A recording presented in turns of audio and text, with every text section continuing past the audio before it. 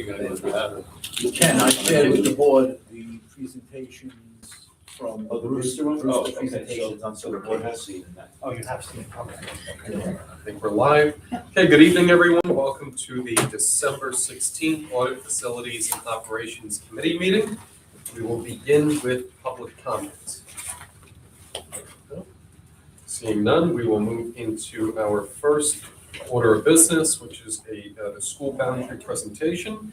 And we are joined by the Town of Carmel Assessor this evening. So, sir, thank you for being with us, and we look forward to your presentation. All right, great.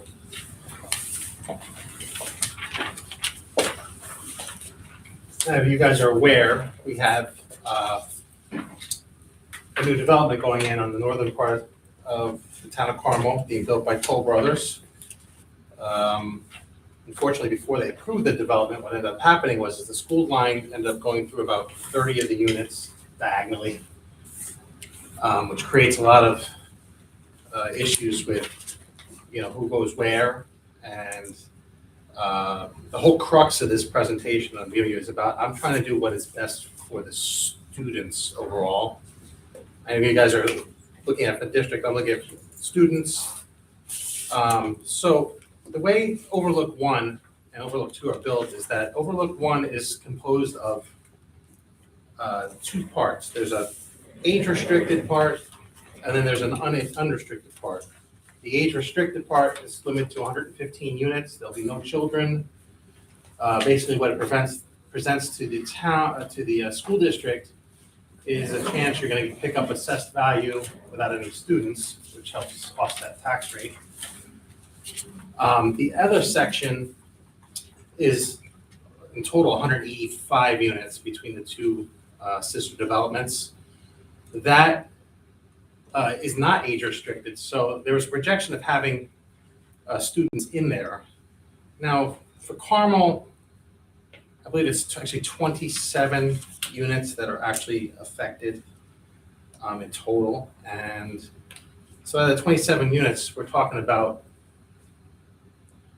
I'm gonna guess, 6 kids, 7 kids, not a lot, I don't think. And so since the bulk of the units are actually in Brewster already, my suggestion is to surrender that one little section that Carmel currently has.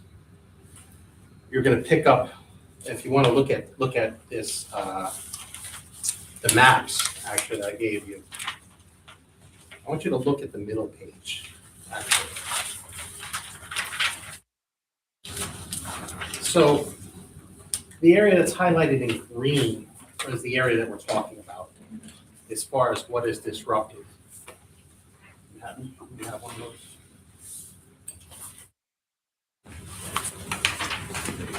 So the area in green is the part of That's surrender? That's the part. So that, it's not a very big area. Now, the trade-off with Brewster, because obviously you guys would be losing assessed value by that, and potentially a few students. As I said, I looked at it and I said, okay, well, what balances this to make it so it's fair for both? If you go to page 3 of the map, the first part of the balance deals with the southern part of the school district line. Now, the current line is posed in red. That's how it currently stands. The little green and yellow polka dotted line that I made, I didn't do well in art in school, was to where I want to propose the line to go, where it would come down and then just follow Route 6. So anything between the green line and the red line, Carmel is picking up in assessed value. So one of the buildings was actually in Carmel's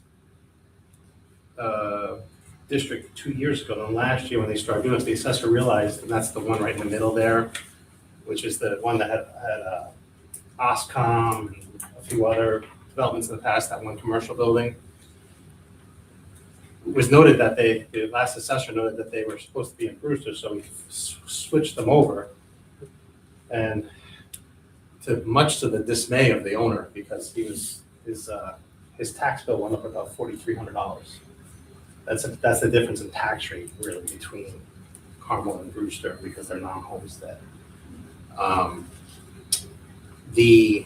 So you would be picking up essentially, if you look, there's 3 lots right along Route 6 there, which are currently split by the line. And then Meadowland, the Meadowland dealership, which is all is currently within Carmel. So there's potentially proposed development along in that area, which would lead to additional assessed value in the future. I reason we're doing a lot of some potential, but what else do we really have to go on? Now the other part of the trade, if you go to page 1 of that handout, just put these in order, is the northern section. Now this is showing the kind of like near the intersection of John Simpson Boulevard and Fair Street, or John Simpson Road and Fair Street. Dealing with that one lot to the top, there's a slight shift. 44241. 421. That's like a 424. Yeah, it'd be 241. That one there. That's actually 242. 241's in the bottom, but that's neither here or there. But currently the line is split between Brewster to the south, Carmel to the north. I want to give the entire lot to Carmel. There's a proposed 64-unit townhouse development that is going on that corner. My understanding is that it is not a condo. It's going to be more of a planned unit development, so it'll be full market value and students. So I don't have projections yet because they haven't shown me what exactly I know where they're building, but I don't know what they're building. So I haven't been able to do a projection for them yet, but it's going to be significant value. These are probably going to sell in the $750 range when they're built. So 64 times, it's good value for the district. And also you probably get some young students in there. I know students has been a big issue. I know that, Mr. Silver shared something with me about them wanting to change the formula up in Albany, how they award aid, which I think is a terrible idea. But it is what it is, particularly if they're looking to, I can talk to this as assessor because it ultimately comes back and I hear a lot about it. So where they're gonna end up getting, looking at, this aid amount was established when there was X amount of students. Well, now there's Y, let's cut everybody down. That's statewide. And all that does is gonna do is force the levies to go up and force the tax rates to go up. Nobody wins. So I'm hoping that some of these trades will have to offset some of that a little bit for the district, long run. So as far as assessed value goes, is there loss, is there not? We really looked at this 3 ways. The first way was everything. I don't have that on his paper, but the first way was everybody going to Brewster, meaning the entire development didn't work for you guys. The other way was everything going to Carmel. There's a it's a $47 million assessed value shift, which would have really impacted Brewster poorly. They don't want that. So what they're really on board with is they really do like the recommendation, which I'm doing, which there's not a lot of shift, a little bit, and in terms of what shifts from one district to another. We're only talking about, a difference of, $400,000 of assessed value. When it boils down, at least if I'm looking at the 2 here. I don't have my glasses on, you have to bear with me here a second. So it's not that much of a shift, really. Now, keep in mind, Brewster benefits a little bit more, the trade, but once you factor in that other development to the north, where you're gonna get the full thing, I guarantee you this works.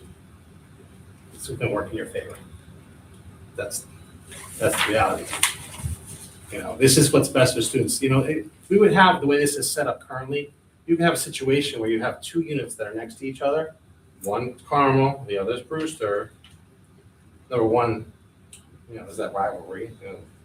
But also, it's also where, from an assessment point of view, you would have 2 separate, different assessments for the same exact style unit because of changes in tax rates. Is there, from all of this, is there a specific proposal that we are going to try to bring to the board for them to approve? And is Brewster on the same page Yeah. as this for what we would propose to our board? Yeah, Brewster, I met with them, I think it was back in the beginning of November.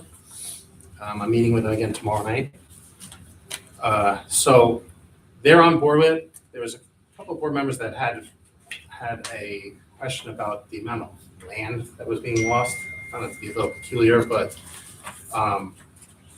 I assured her that, you know, the land, when it's vacant, once it becomes improved, like, they don't have any value to it. It's all income value. So, for example, you know, like the northern part here, like, even if you were to build all here, their lot here would go to zero value because the value is all contained within the units themselves, right? So So is there an actual proposal that this that is, could be in they, writing showing this is don't- what we want you to I do? think they haven't put it into the legal verbiage yet. That's that next step. They wanted to make sure that you guys were on board. If we have to do a joint thing, I'm more than happy to host that at Carmel Town Hall. I would like to get this hammered out because, So I've been working on this for almost a year, and so I feel like I understand it better than anybody here, and I don't. So I'm concerned that there's a specific proposal that we can look at that's something in writing, a map that shows a clear delineation of what will be Brewster, what will be ours, that we can give to the board. it's really Is everybody hard. on board with what I'm saying? So when we first met with members of the Brewster board, I think it was just about a year ago, maybe a little over a year ago. And I know that Carmel was on board with the assessor's recommendation at the time. Right. Brewster had concerns. They had a discussion at their board meeting, and the whole thing kind of blew up. And there was a discussion about what you gentlemen have referenced before, as far as students and where the students would be. Myself and former trustee Paraskiva said that we were more than happy to take all the students. They raised concerns about how they felt that they would be losing out on some land. But we were on board from day one over a year ago with the assessor's recommendation. And I'm not sure that Brewster quite got there last year. Yeah, and that's why I'm meeting with them again. Once our time was cut short, it was the wrong night to hold it. And so now we're gonna try again. And then I already have a meeting set with them for 6th also. And from what I understand, that I think there's more board members now that are going, maybe. Yeah, they changed, I think they flipped 3 or 4 of the board seats flipped around over there. So I think that, you know, there's new people. You know, I want them to understand that really the crux of this is what's best for the kids. Do you feel they get that? I think they do. I think when you put everyone, like if you're in a condo though, you expect that everyone's gonna go to the same school district, like like it's a community, you know? So I like to keep it one way or another. The older folks that are gonna be in the restricted area aren't gonna assimilate with the other people. I think it's gonna be, that's just that way I see it, you know, kind of playing out over there. It's like 2 separate worlds. Have there been any amendments or changes to your proposal since last year, or this is the same? The only amendment was the northern part. Okay, so that's page The one. first page, the first map, it's just that, because that development wasn't even presented until recently. When I took a look at what they were proposing, I was like, oh no. I'm like, let's make a couple of other changes just so that A, it balances assessed value, and B, so that we don't come across that. Should there be more development up here? Should there be development by Route 6, that it's all in one school district? Could you imagine them putting up I'm just gonna make this up, a YMCA or something commercial even by Route 6 there, and having the line go right through the middle of the building? How do we assess that? Okay, you don't, really, not easily anyway. So we can avoid headaches for me, headaches for the district as well. We're not fighting over whose kids go to what. My understanding is the way the law is written is that when a line goes through a house or a condominium in this case, that you would have it's actually the homeowner that decides what district they're going to. So you could have a situation where we could say, okay, you know, we're gonna call you Carmel, but it really goes through the line, and they can say, well, I want to go to Brewster. Then One time, Carmel has to pay, right, one time, right, one ownership. one ownership, right. So it's this way, it's preset, there's no guessing game. It's, So the next owner can do something different with his children. But Right. once per ownership, they can decide that when there's a split line. correct. And you could have shifts over time, and it's. So you're meeting with Brewster tomorrow. I am. After that, will you come to us with something firm that we can bring to the board? Yeah, I will tell them that we're looking for something more firm, and, Victor's fantastic, he'll get it done. He seems pretty vested in getting this to the finish line, so.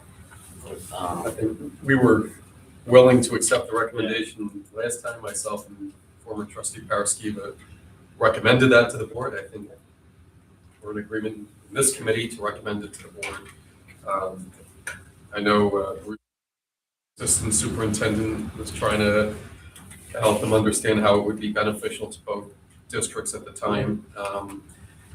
So, I mean, we stand ready to move it forward.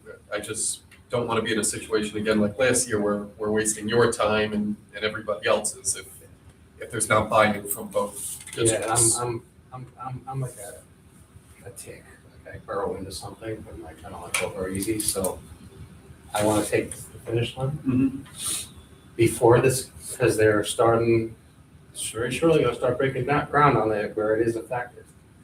And, it'd be nice, I think we have to have everything in by August to our education, I believe. Like, it'd be nice to get it done long before then. Mhm. So it gives the Commission on Education a chance to review and give it their blessing. I think if the two school districts agree, who are they to say no? Right? So Is there anything we could do to help, you think? I think that, let's see what happens with Brewster. I think that if you guys are on board with this, I wish we could have just everything on one map. The problem is, it's such a big geographic area. You took a Route 6 to Fair Street. It's a big run. I sometimes question the school district line, why is it jet out so much into Carmel? But I'm assuming that, the powers that be, but back when they decided, I'm sure there was probably horse trading back then too. It's the way for district.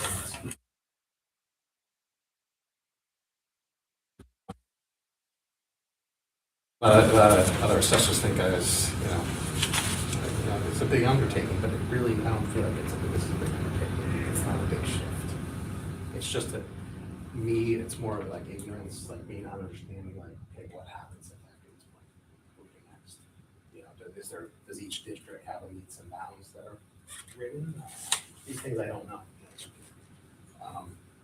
Or is it just done via maps? You're just gonna show, here's the map, what it was, and here's what it's gonna be. And that's where attorneys come in. The other thing is, I think both districts should do what's best for the kids. 100%, 100%. So you'll advise us what takes place in your meeting tomorrow? Yes. And you have another meeting on the 7th, you said? Yeah, so I'm having like a So- committee meeting like this tomorrow. And. Can we keep these handouts? You can absolutely keep the handouts. And then the full board in executive session on the 6th. So I think you guys need the full on the 13th, is it? Yeah. So this committee will meet as well on the 13th. No, maybe we don't. Well, we could. No, we will. We'll meet on the 6th, the 13th as well. So we can bring back to this committee on the 13th something firm that we can. Yeah, I'll have to talk to Victor and say, hey, listen, I want, because I think he said he's talking with their attorney. So I want to make sure that everything's getting drafted the way it needs to get done. And Okay. hopefully I can maybe have something in hand that, look, this is the written thing. And I don't know if it's each does their own proposal or if it's one thing and then both boards sign off on the one thing. We'll cross that We'll bridge get as soon as that. Brewster is in agreement with what you're proposing. Okay. Well, thank you for Thank you. the Thank you. presentation. Thank you for listening. You all wish you a great holiday. for Yeah, you as well. Thank you. Thank you so much, guys. Thank you. You guys have a great one. So, Okay, Turn that.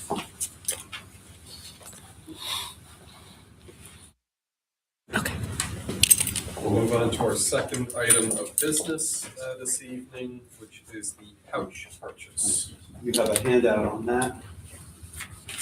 Next, this one. This has some scribbling, yeah, a single page. So we did, so this is the Yonder pouches. We did pay $43,000 to the vendor for this, and we had a grant that we received, $20,754. You can see above on the right, and with a circle around it, that's the actual cash that we got from the grant. And so our net cost was $22,306. So two questions with this, Mr. Silver. One, is the grant, the final outcome of the grant, was that more or less than was originally? That was originally from the distraction-free Mhm. schools. So then with the 22,000, so board policies, I believe, fall, if it's a $10,000 or more, that it has to have board approval. I know that leading into this, it was explained that because there was a whole host of different funding sources, that the cost of the district would be under $10,000, and that's why it would not need board approval. So it is above $10,000. It will require board approval, so originally, Mhm. we were advised that this was going to be paid for through BOCES aid, Mhm. and that didn't happen. Okay. I don't know where the I don't mean to say it that way. Mhm. I guess there was a misunderstanding somewhere Okay. that we were going to get BOCES aid, and BOCES said, no, that was not happening. And that was it, and so that's the number, 22,000 is it. Okay. So one question. So it's a little interesting situation. So the money's already been expended, correct? Money's been expended, Mhm. money's been received. Okay. So if the board theoretically didn't approve this, where does that leave the district? Well, it doesn't leave the district in a good position in the sense that, I mean, it looks bad, Mhm. John. I mean, I'm just not, I'm not happy about it, but the only thing, we can avoid this from happening again. And it's not, You led me to my next. right, which I have some ideas as well. And look, I mean, this is also underscores the importance of this committee, because it's this committee that helps us prepare for purchases and other financial expenditures, and to get a vibe of what the board feels, and also to serve as the checks and balances of this type of spending. And I will say, in all due, fairness, is I can understand the panic that went along with the cell phone ban, especially at the high school. I know how the high school's using the pouches, but again, I think that the only thing the board can do now is retroactively approve that money, which, or not, I mean, and that is not a good position for any of us, So one of the, well, just as far as a little history, and of course, there's some interest in it. That's why we put it on the agenda, where I think there is, and of course, this predates yourself as superintendent. But I take respect, I mean, it's my money too.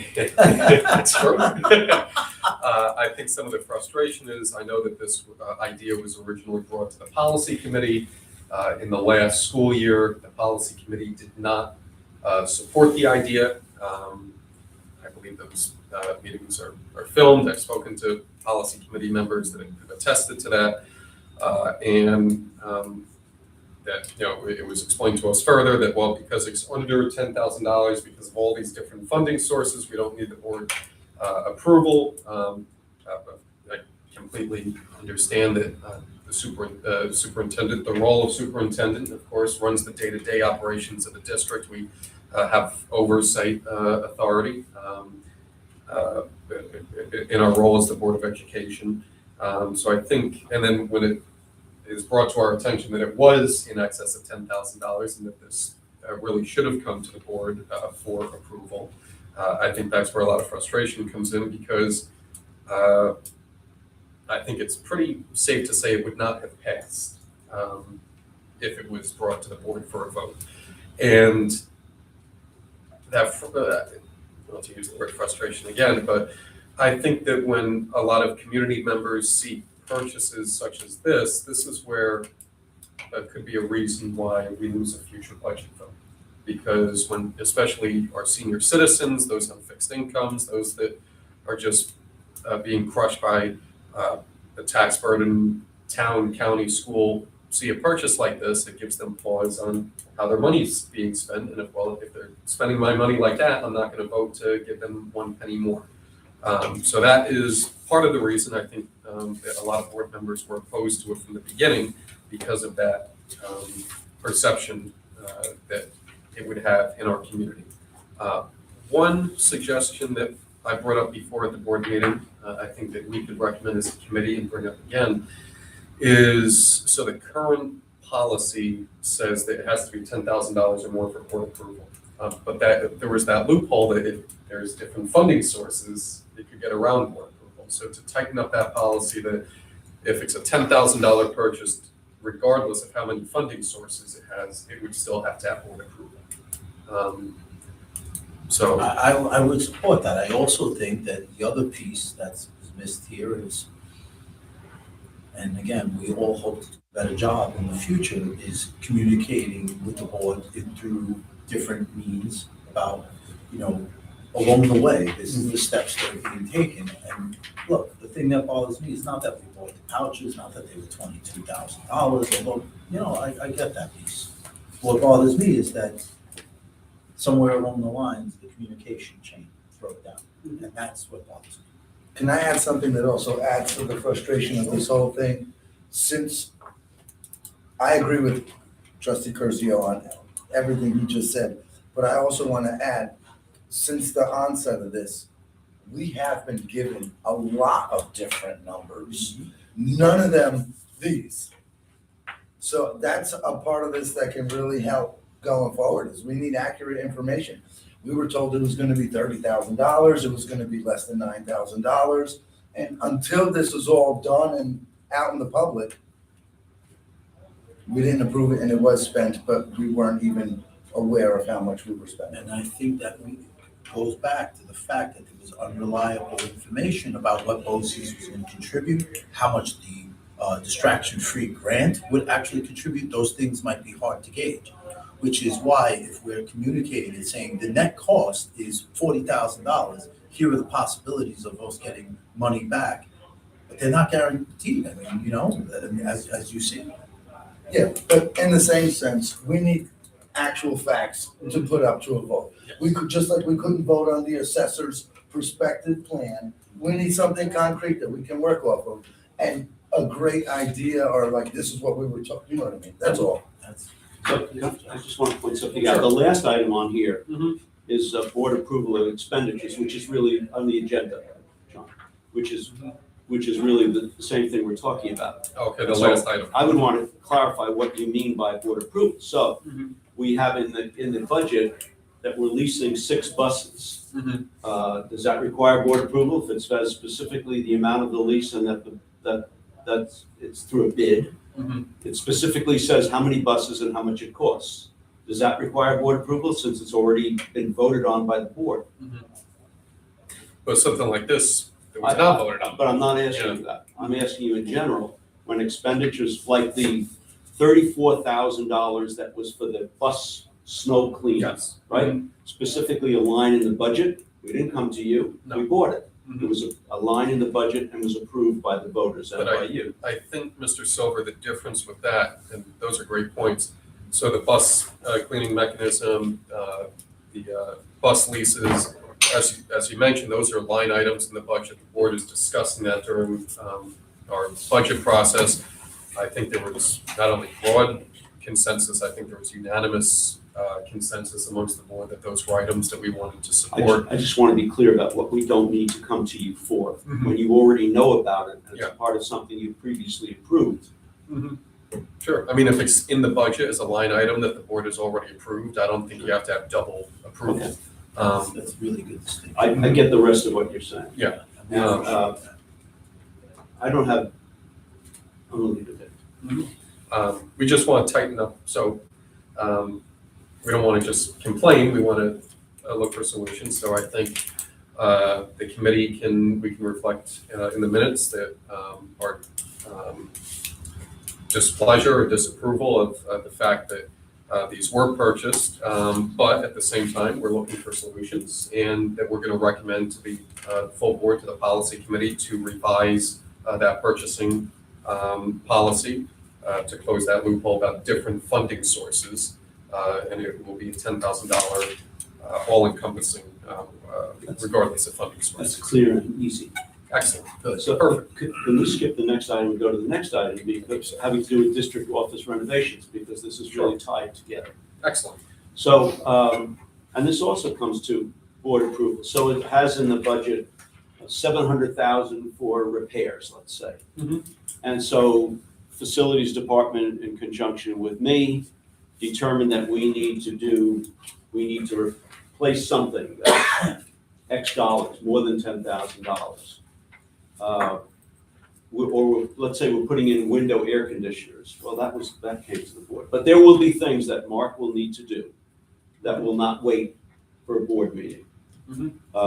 When the upstairs was vacated, there was not a stick of furniture in there, and there was the windows from 60 years ago, and Mark replaced the windows.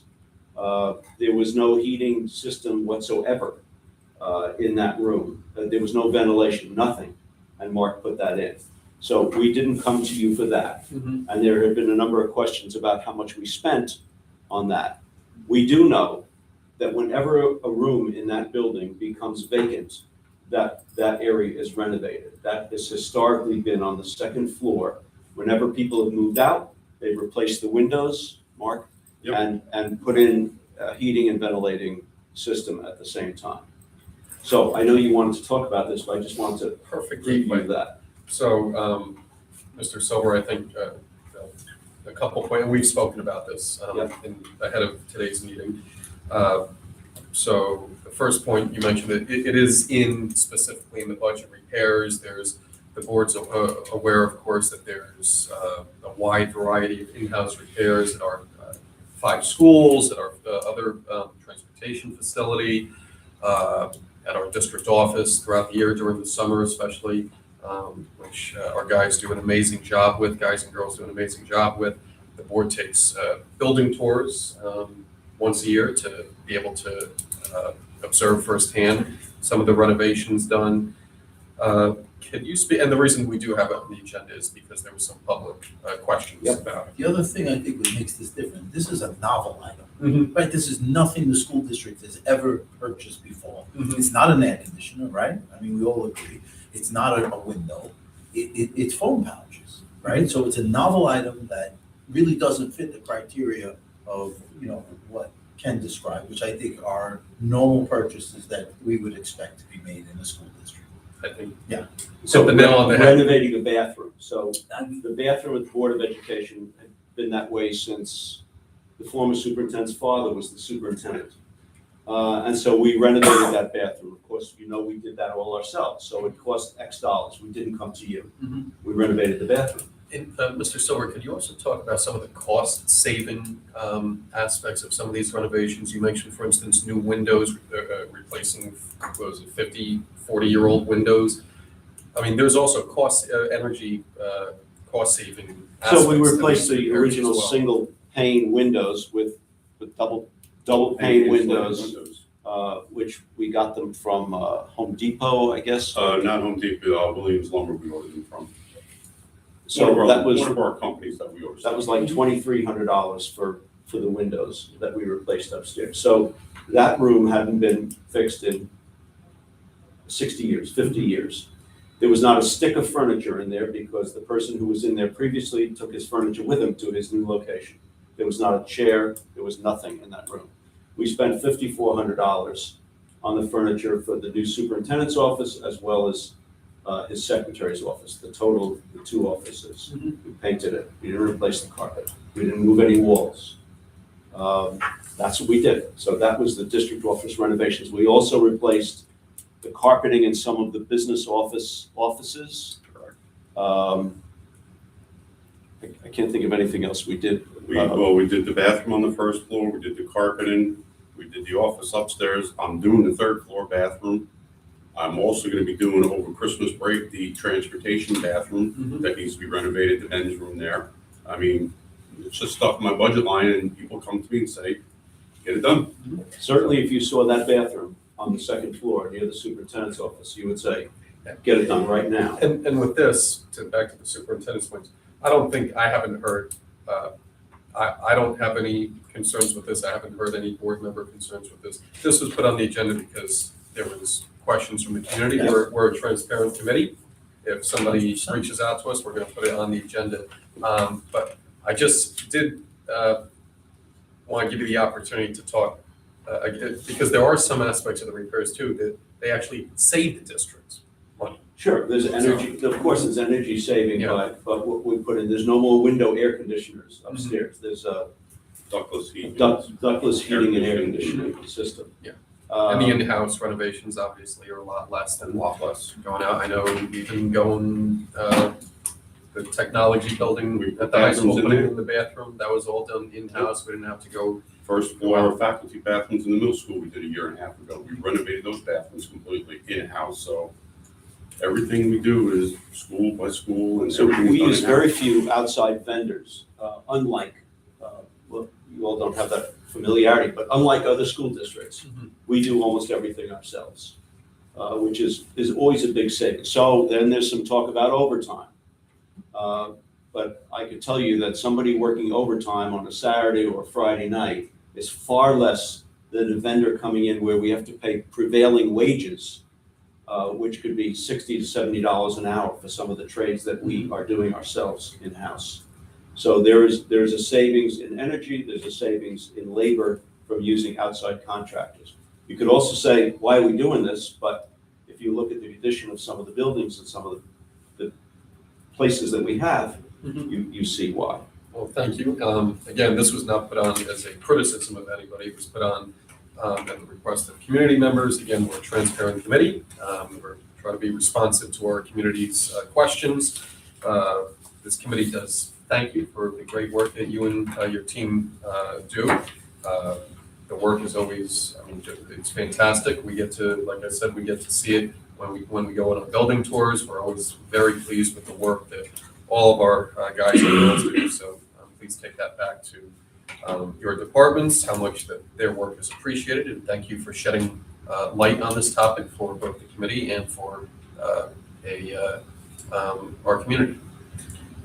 So let's move on. We'll circle back, but just because it's also point of interest, the sale of land status. So what I have from our attorney, the last thing I have is that all that's left is a New York NYS DOT, that's highway work permit for driveway modifications. And they expect to receive approval within 30 days. And this was more than 30 days ago. Okay. And so I don't know. This was from November 21st. So it's pretty close to 30 Coming up on the days. 30 days. And I will be speaking with the attorney again tomorrow Okay. about that and report back to you. Excellent. So hopefully they have it. If they don't, hopefully it'll be in the next few days. And then there is a 30-day or so appeal review period. I think it's 4-month review It's a period, 4-month, okay. although it can be waived. Okay. But we are up against a problem having to do with this year's budget. As it In that- concerns the land sale. As it concerns the land sale, because the sale of the land pays DASNY money that we owe DASNY over a period of going through 2037, I think. Mhm. It pays them now, and a portion of it, and it reduces our expenses by about $200,000 a year, which is in the budget now. The current year's budget is expecting a substantial decrease in cost from the sale of the land. We need that land to be sold, or we're gonna need to come up with a couple of $100,000 that we had not planned on. We were advised to take it out of the budget, Mhm. to reduce our budget. We didn't make that up. We were told by the people involved in the sale that we could safely take it out and that we would owe less and that we would have a $300,000 cash, plus cash in that. That was in last year's budget, Mhm. specifically talking about both of those items, the reduction of the cost of the principal and the interest for all the years to come, as well as the 300,000 in cash. We need that land to be sold. The problem is only a one-time problem this year. We're sure the land will be sold and the problem won't exist after now, but we need that land to get sold. Well, thank you. So So that's on the basically, land sale. one approval, we'll find out shortly if they have it, Yes. and then we're just looking at the appeal process, and there's a potential that that can be waived. Yes. Okay, very good. We're moving in the right direction. Okay, let's go back to the substitute coverage. I know this has also been a point that has been brought up at multiple open sessions, and we said that we would put it on our committee agenda to discuss it. So the substitute coverage, especially on the personnel manifest tonight, represents a teacher who's been out for a prolonged period of time. As you can see, it's over a month. And those are people who are covering one class Okay. for that teacher. So that means instead of us getting a sub to come in to work with those kids who doesn't know necessarily mathematics as well as one of our veteran teachers, we offer this to the teachers in the school building, and they pick up this coverage money. The differential in the payment is based on, obviously, their time in the system and the hourly wage that they get. And that's basically what it is. Now, let me just say this, because I want to get ahead of this and make this very clear. If someone covers for a day, a couple of days, and they're out on, sick, they don't get paid for that. But Okay. if we have someone who picks up a class, a sixth class, for a whole year, Mhm. they get paid when they're absent for a day Okay. because they're planning and they're putting in the effort to ensure that that class is running well. Mhm. And again, we think that's a fair practice and very responsible, especially when it comes to high-level classes, like for instance, let's say at the high school, we have a physics teacher. Those aren't easy to come by, and so having someone step up to do that, or a biology class, AP biology class, or in this case, middle school math classes where someone's been out for a while, the principal has to make a decision on what to do. You could put a sub in there, per diem sub in there for a day, but then after that, you're sacrificing the children's education. Mhm. So we do think that this is, money well spent. I wish we had a bullpen of teachers that we could pull from, but we don't. Well, thank you for the explanation. I think you read my mind where I was headed with some of my questions. A couple other questions in the same realm. So you mentioned if it's short term, for instance, a day, and they Even a call out week, sick, right, is there a certain, is unofficial cutoff? Is that been determined? Is that written down I anywhere? think we need to clearly define that, but like if someone's doing a class for, a month, Mhm. that would be a Is any of this stipulated in any collective bargaining No. agreement? No. Okay. And another question that was asked of me was, so if this is, in this situation, if it's an individual that is being paid, so let's say it's more than a month or whatnot, and they call out sick, is that one sick day or is that 1.10 sick days? Because now they're calling out sick for their regular load in addition to this extra load that they took on, that they're being compensated monetarily. right, so they would be paid for that coverage Mhm. that day that they're out sick for the one day. So it would just be one sick day, it's not in excess of one sick day. That we haven't got to yet, so I think we can nail that down better with the CTA. Okay. And I think we have to do that. But if you have someone who's covering for an entire year of a Mhm. class, or let's say 3 months, and they're out one day here, one day there, I believe they're being paid for that right now. Okay, So that's something that Mr. Zupan and I can revisit and say, what is a fair deal? Mhm. Because again, I don't want to dissuade teachers from taking on these extra duties. In Mhm. some cases, it's a lot of work for them. Yeah. Especially when they take on a high-level class. And again, it's good for kids. But I think what we could do is be a little bit clearer on where are the cutoffs. Mhm. So the cutoffs, and then also if they do call out sick, is that one sick day, is that more than, because now it's in excess of. Right, I think we need to be very clear about that. I don't believe that we've had many people who've, been paid for more than one sick day here, one sick day there Mhm. with the additional coverage. And the other thing is that, if we could find a substitute who would have the criteria to be able to teach mathematics, physics, biology, that would be great. We would definitely put them in there as a leave replacement. Mhm. Difficult part of this. Thank you for shedding light on it. Well, I Much think we appreciated. still have some work to do in that area. So thank you. Thank you. Okay, here's a great item on our agenda, Mr. Silver, the veterans exemptions. So we're close on time. Do want to try to get this done tonight so that we can present it to the board. You may recall that sometime last year, we did a firefighters exemption. Yes. We allowed 10% of the assessed value to be an exemption for firefighters. There was certain where you lived and where you worked and all that stuff. Mhm. Now, it's come to our attention that there are two handouts on this that you have. It's come to our attention that everybody but the school district has a very different exemption for veterans than we do. This is a chance, Mr. Curzio, for us to follow up on what we did with the World War II veterans and do something really good for the veterans that we have of all of our wars.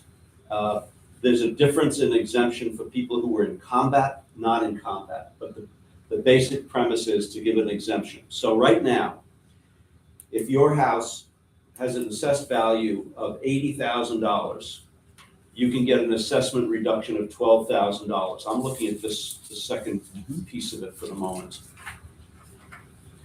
If your house is worth $300,000, you can get a $12,000 reduction in your assessment because of the way the school district's rules are for assessments.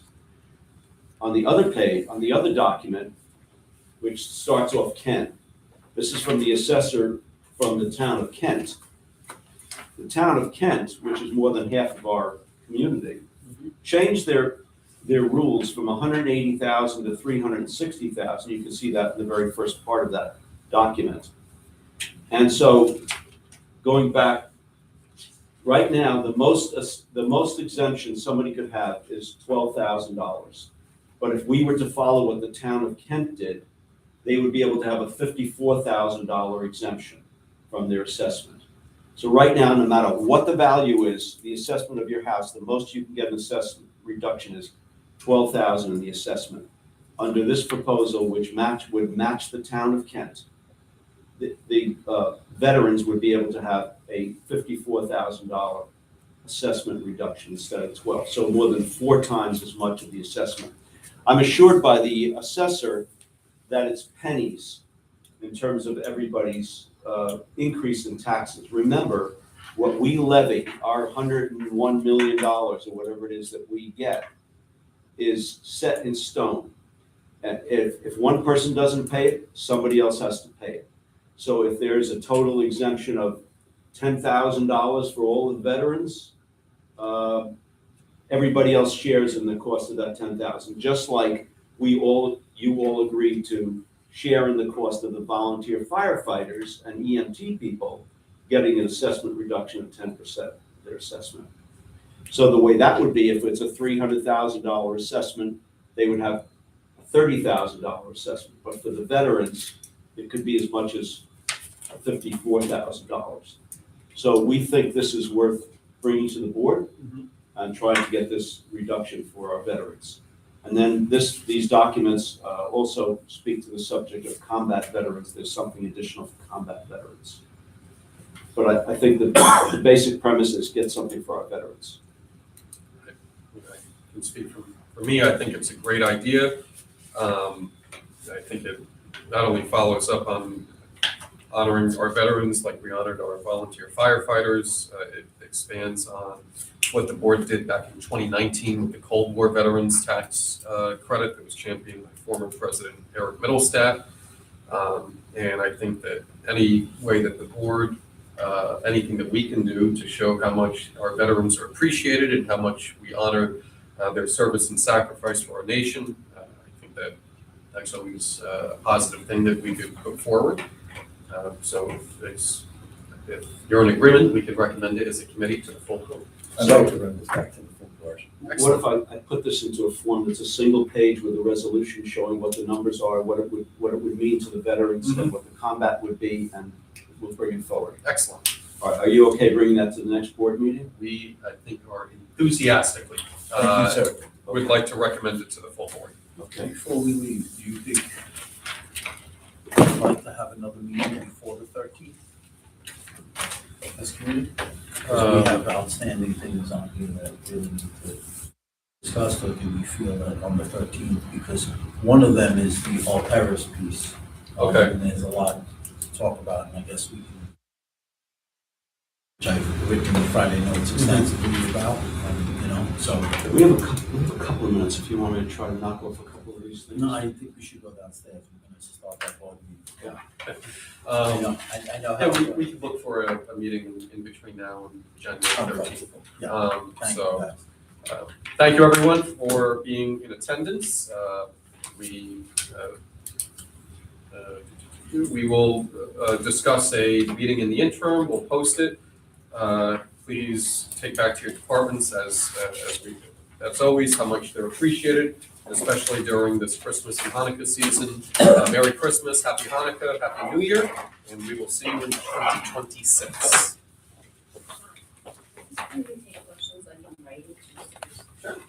I didn't mean to put my face in the stream.